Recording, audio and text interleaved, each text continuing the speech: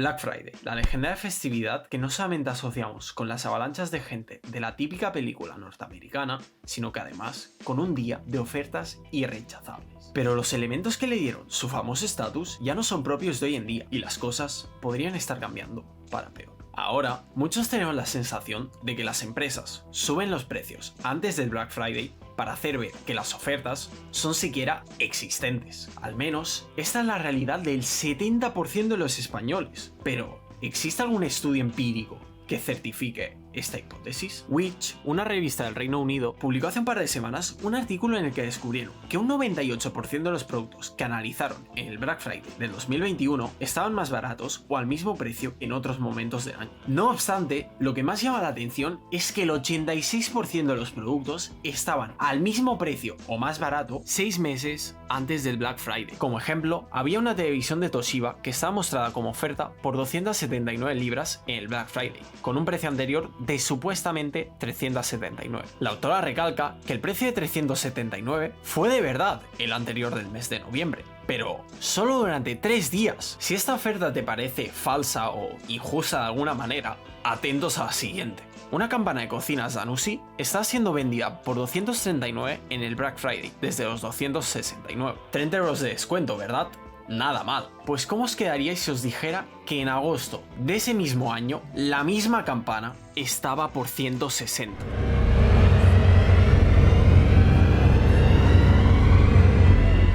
I hate Black Friday. Decepcionante es una palabra que se quedaría corta. Seguramente os estaréis preguntando, Chris, pero ¿es esto legal? ¿No tienen estas empresas ninguna institución que les plante cara? Hace poco, la Generalitat de Catalunya abrió 47 expedientes para combatir algunas irregularidades que observó en el Black Friday pasado, y podría imponer unas multas que en total estarían cerca del 1.000.000. Pero, ¿a qué se refieren con irregularidades? Pues bien, la normativa dice que las ofertas deben estar hechas sobre el precio más bajo al que estuvo ese artículo durante los últimos 30 días antes de la campaña. Con lo cual, este reglamento está bien.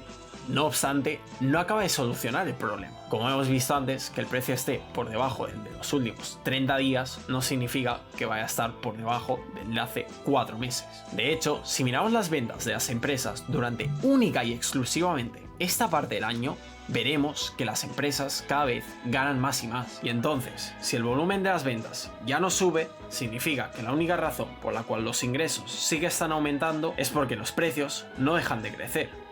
En este caso, porque las ofertas no son ofertas reales. Pero, ¿podemos realmente culpar a las empresas? Después de los altos costes de energía, la alta inflación y ahora los altos tipos de interés, ellas solamente están haciendo lo mejor para ellas mismas y para los inversores. Si una empresa hace buenas ofertas y pone contentos a los consumidores, definitivamente hará enfadar a alguien del otro bando. Solo imaginaros el nuevo iPhone rebajado un 60%.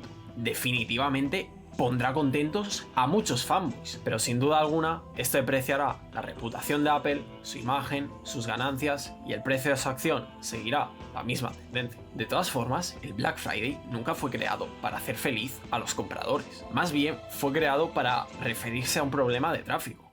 Sí, lo has escuchado bien, de tráfico de caravanas. Durante los años 50 y 60, Black Friday era la expresión que utilizaban los policías para referirse al caos que armaban los turistas que venían a la ciudad de Filadelfia a hacer sus compras de Navidad y a atender al partido de Marineros contra Armada. Los policías tenían que hacer turnos de más de 12 horas para poder hacer frente a los accidentes, los robos y las saturadas calles.